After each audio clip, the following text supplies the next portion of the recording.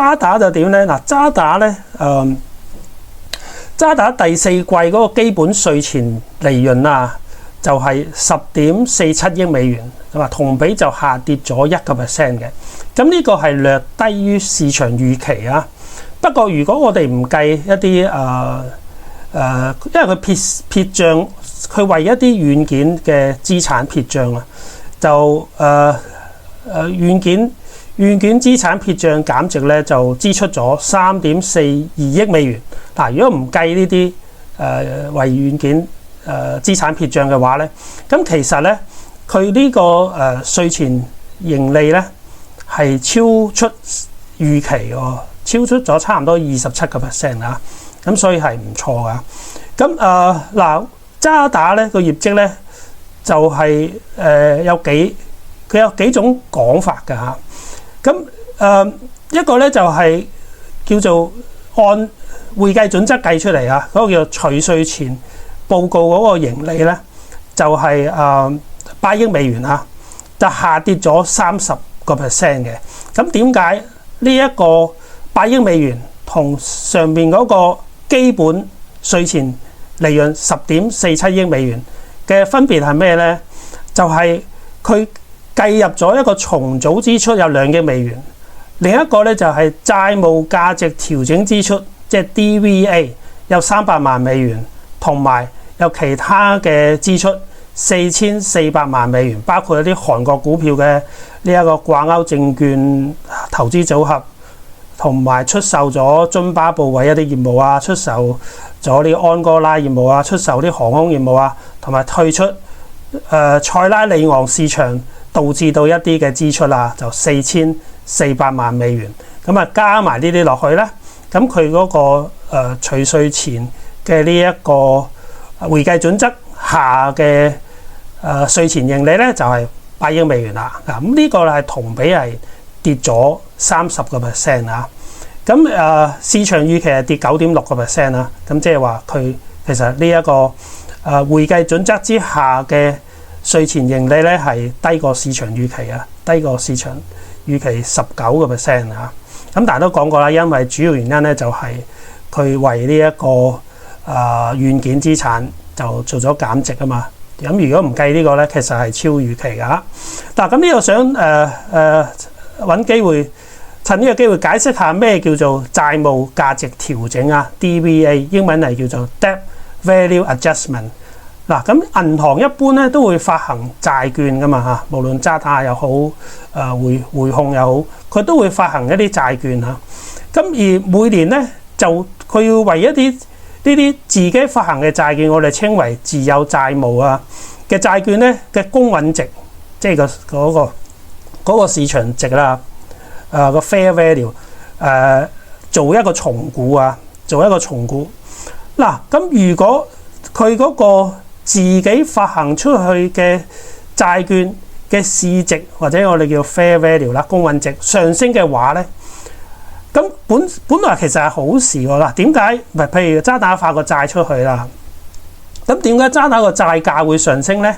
咁啊意味渣打債價同埋收益率係相反噶嘛，即係意味渣打個債價上升係意味渣打嗰個債券嘅yield to maturity 啊，即係收益率咧係下跌嘅喎，亦都係意味其實市場係睇好渣打嘅喎，睇好渣打，認為渣打違約嘅債務違約嘅風險係跌咗嘅喎，係跌咗。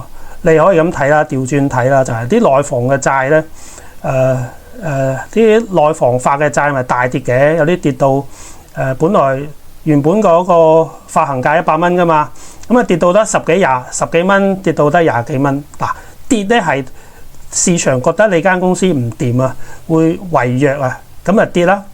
咁但係咧好得意嘅喎，呢啲叫做 DVA 嘅 Debt Value Adjustment 咧係調轉嘅噃，即係如果你你發行個債券個價格跌嘅話咧，你係反而咧有錢賺嘅，你嗰個 DVA 咧就會有收益嘅，有收益。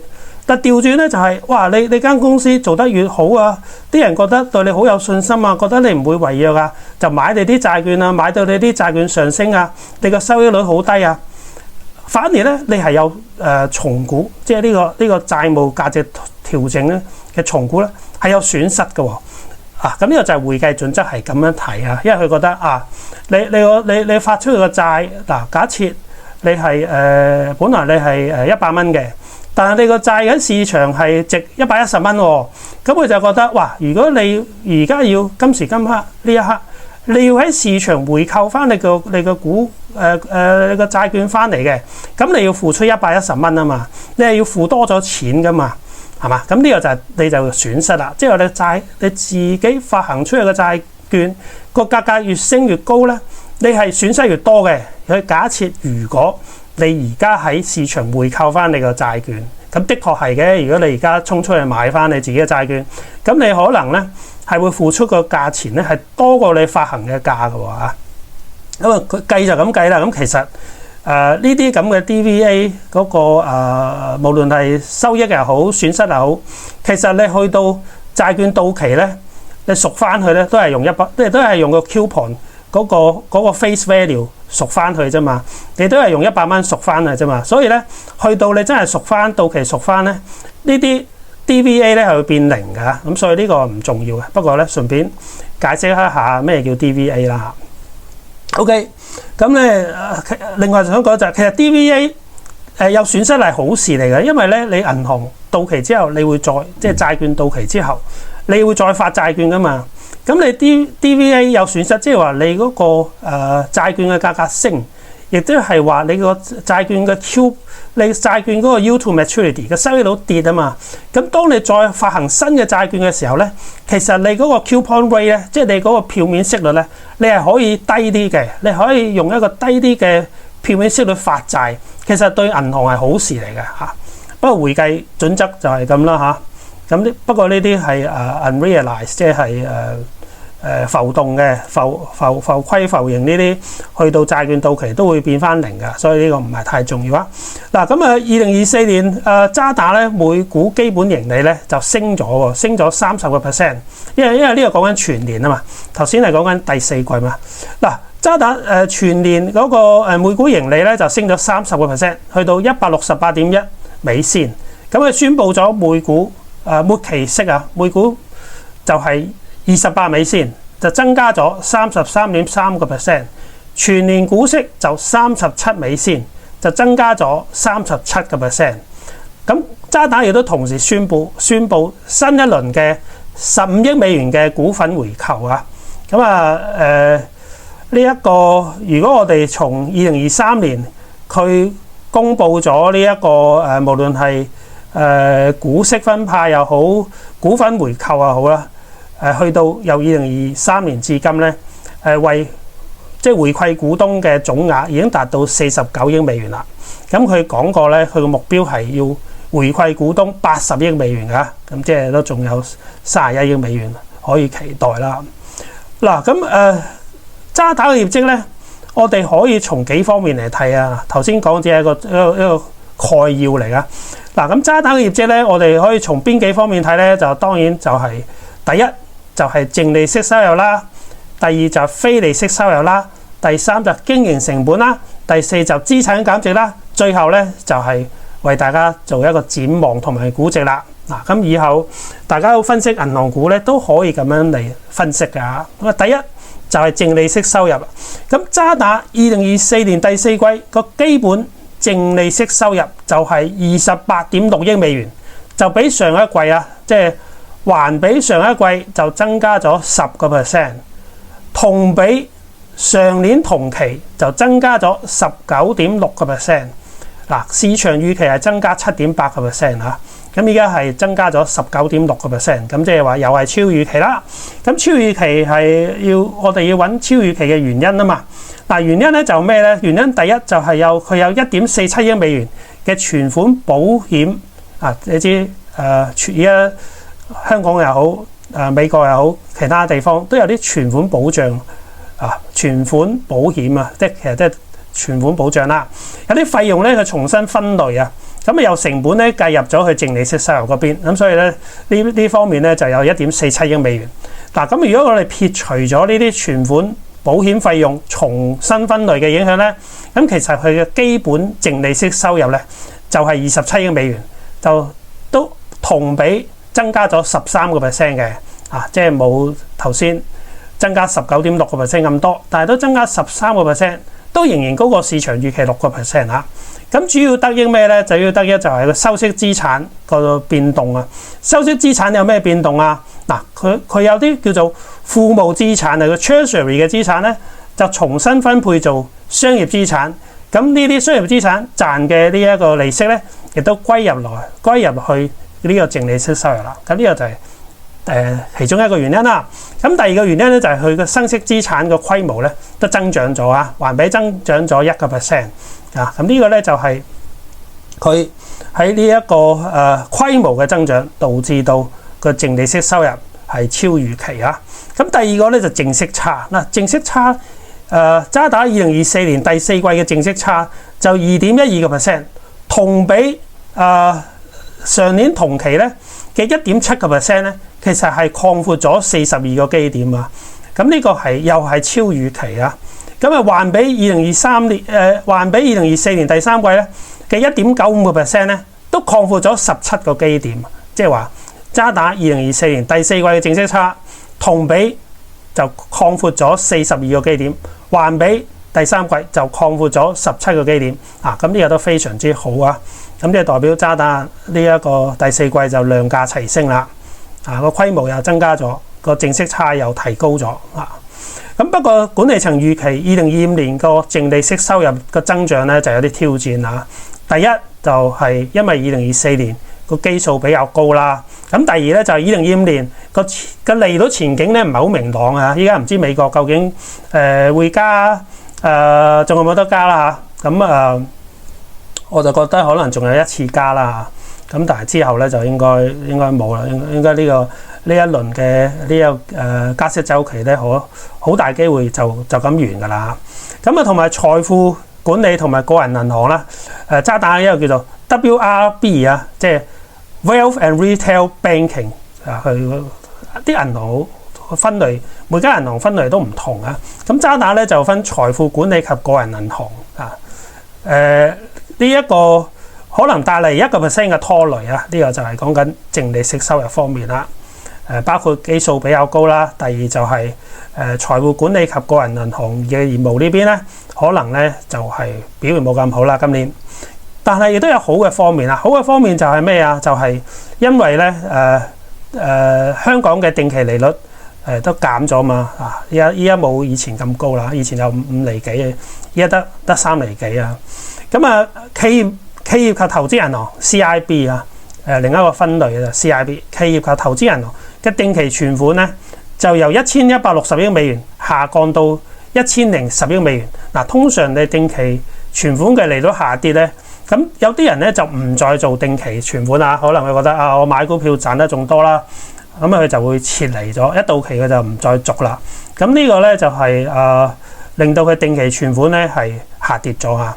咁企業及投資銀行嘅呢一個即係 CIB 啦，同埋 WRB 啦，即係財富管理及個人銀行嗰個活期存款比率啦，我以前成日都提 CASA 比率 ，CASA 比率咧喺呢一個利率下調咗之後咧就有改善啦，即係少咗人做定期啊，咁變咗有啲人咧，我要買股票嘅，咁我做完定期唔再續啦，咁我都擺喺 saving account 先啦，係嘛？即係隨時一見到有機會我就攞出嚟買股票啊嘛，咁所以嗰個 CASA 咧就係有所改善啦，即係 CASA 比都有所改善啦。咁呢個咧就係對於個淨利息收入咧係有幫助啊，對淨息差有幫助嘅。嗱，咁第二個咧就係非利息收入方面啦。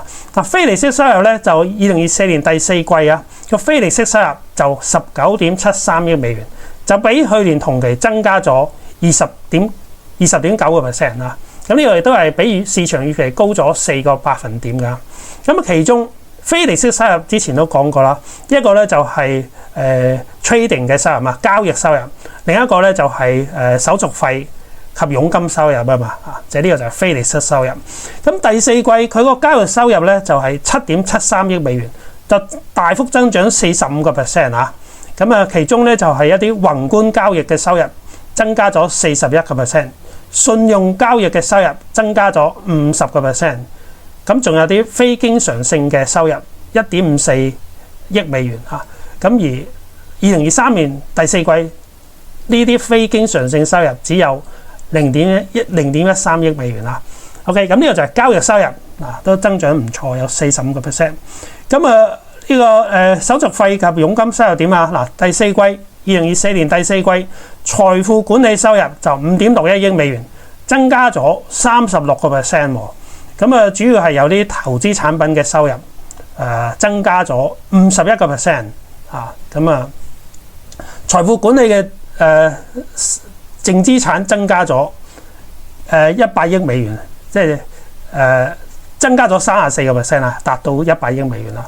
咁管理層亦都預期今年嘅財富管理收入唔係應該咁講，管理層話今年年初至今即係因為去公布業績嘅時候，個業績會都係已經係2月幾啦嘛，即係覺得今年開年啦，開年至今呢個財富管理收入繼續表現唔錯啊，咁樣因為咧股市今年亦都唔太差啊嘛，即係大家都知道啦，科技股都升咗接近30%啦，係咪？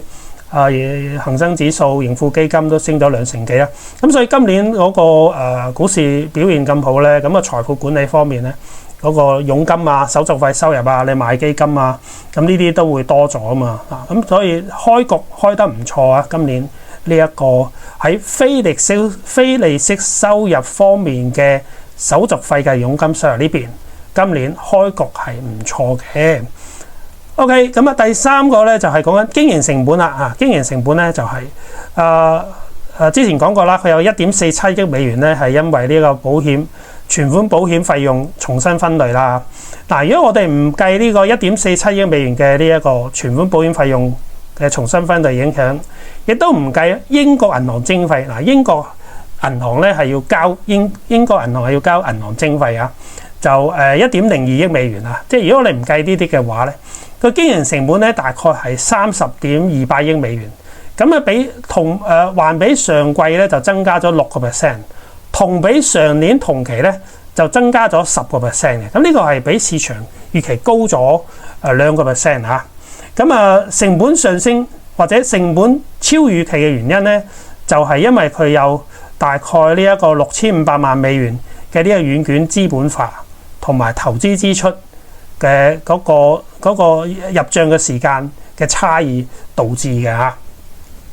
咁而管理層對於呢一個2026年嘅成本目標咧，就調低至123億美元啦，調整至低於123億美元啦。咁呢個咧就係輕微高過之前啦。之前嘅目標係低於120億美元，依家係低於123億美元。咁即係代表嗰個成本目標咧，其實係多咗3億美元啦。咁因為原因咧，就係因為個存款保險費用咧會增加，預期增加2億美元啦，同埋英國銀行徵費咧預期會增加1億美元，咁加埋咪多咗3億美元咯，呢個支出。OK， 咁最後講咧就資產減值方面啦。渣打嘅2024年第四季信貸減值就1.3億美元，咁相當於18個基點嘅貸款損失率嚇。咁呢個比市場預期嘅呢一個2.54億美元咧，其實係低咗好多低咗49% 啊。咁渣打第四季嗰個不良貸款率咧，呢度嘅不良貸款率咧係指信貸減值貸款，即係減值貸款啦，佔貸款嘅總額，即係有啲叫做減值貸款比率啦，就跌咗0.1個百分點，去到2.2% 嘅嚇。咁管理層講，去渣打對中國房地產嘅嗰個額外減值準備咧，就少咗100萬美元啦，只係得7000萬美元嘅啫。而中國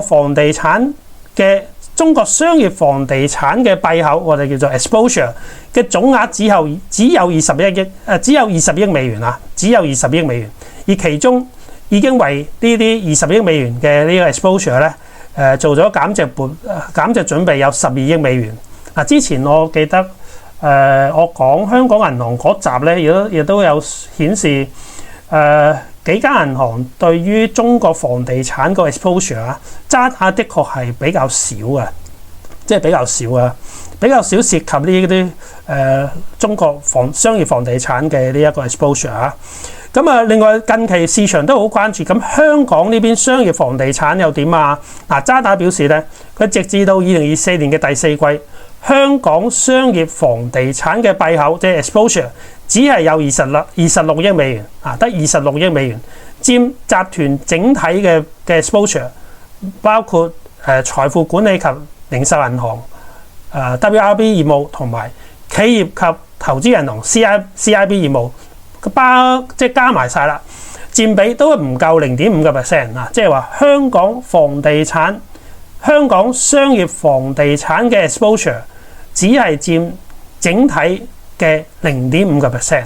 咁其中有82% 嘅香港商業房地產嘅 exposure 咧係有抵押品嘅，而平均個貸款即係 LTV 啊 ，loan to value 個 ratio 咧，即係叫做貸款價值比咧，係低於40%。咁呢個非常之好喎，即係話如果你個物業值100萬嘅，佢只係借40萬俾你，或者個貸款餘額只係40萬啊，咁即係話你個物業要跌60成咧，咁先至會危及到渣打嘅呢一個貸款嘅呢一個質素嘅信用問題啦嚇，因為佢呢個物業LTV 係低於40% 啊，咁你好謹慎啊！即係一嚟渣打銀行喺香港商業房地產、內地商業房地產個 exposure 都好少啦，而即使少，佢嗰個 LTV 都好低啊，得低於40% 啊，非常之好。另外管理層亦都講啦，所有呢啲物業抵押品咧都係位於香港嘅啊。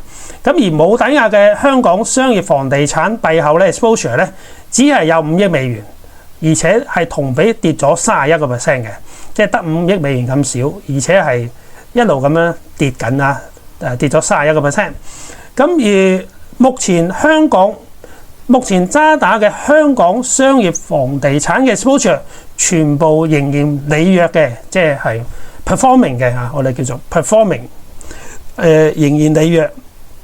咁啊，不過當中有少數客戶信用被降級啦，即係佢繼續履約，即係話佢繼續還息啊，冇違約啊，冇不履約啦，即係唔係 non-performing 啦。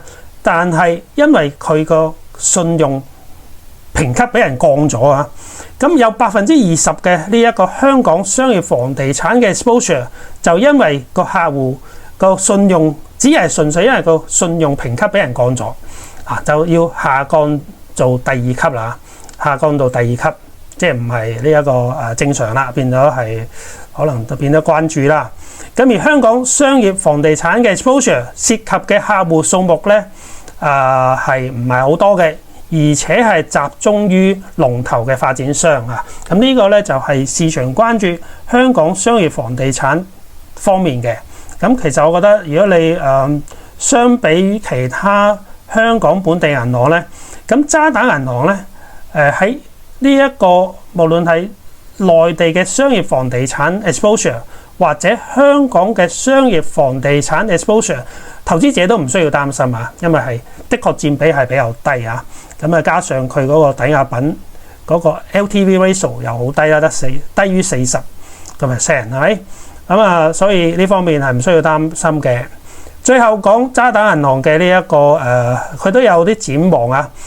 管理層對2025年同埋2026年嘅指引大致維持不變。除咗成本有少少增加啊，咁具體嚟睇咧就係收入指引。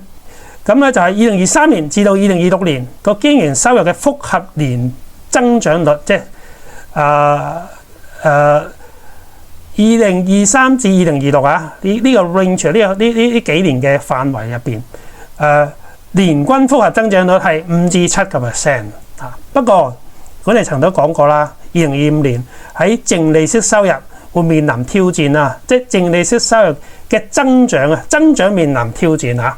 咁所以預計咧，2025年嘅呢個收入增長咧就會低過5至7%，因為頭先講嘅係呢咁多年嘅平均每年就增長5至7%啫。咁當中可能某一年嘅增長可能會低過5至7%㗎嘛。咁佢就預計可能2022年就係呢一年啦，就係會有機會低過5至7%嘅呢一個增幅。OK， 咁但係市場已經預期咗啦，市場已經預期咗2025年嘅收入只係增長2%，只係增長2%。咁所以咧係已經係預期好低啊。對於今年2025年渣打嘅收入增長只係預期增長2%嘅啫。咁所以咧雖然佢增長低，但係都唔怕嘅，因為已經預期咗啦。咁2026年點啊？2026年嘅收入目標就係隱含嘅目標就係199億美元至到211億美元啊。如果你中位數咧就係205億美元，亦都呢一個如果真係205億美元嘅話咧，咁會低過市場預期嘅208億美元喎。即係話咧2026年咧佢有機會咧係低過市場預期啦，即係講緊收入嘅增長嚇。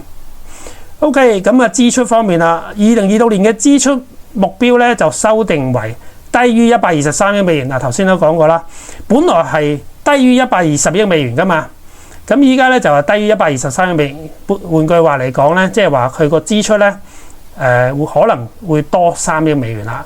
咁市場預期係121億美元嘅，咁即係話亦都比市場預期多咗2億美元。咁呢個咧就會睇到啦。渣打未來嗰個挑戰咧就係可能個支出增幅會超過市場預期啦。OK， 2024年至2026年每年扣除英國銀行徵費同埋重大項目收入同埋支出嘅呢一個銀行咧有一個叫做 jaw ratio 啊 ，JAWS ratio，jaw ratio 即係話咩意思啊？即係話你將一個銀行嘅收入嘅增長幅度減佢個支出嘅增長幅度即係話收入嘅增速減去支出嘅增速，如果係正數 ，jaw ratio 咧就係正數啦。咩意思啊？係代表銀行嘅收入增長係快過佢個支出增長嘅。咁呢個係好事嚟噶，所以 jaw ratio 正數咧係好事嚟嘅。咁而渣打管理層對於一個2024年至到2026年嘅 jaw ratio 嘅指引係正數，即係代表咩啊？代表管理層預期2024年、2025年、2026年渣打每年嘅收入增速係會高過佢支出嘅增速嘅，咁呢個係好事嚟㗎。咁而市場預期咧就係呢個 jaw ratio 會係2% 至到3%，即係話市場預期渣打銀行每年收入嘅增長幅度係會超過支出增長嘅幅度，大概2%。或者3%，2% 至3%。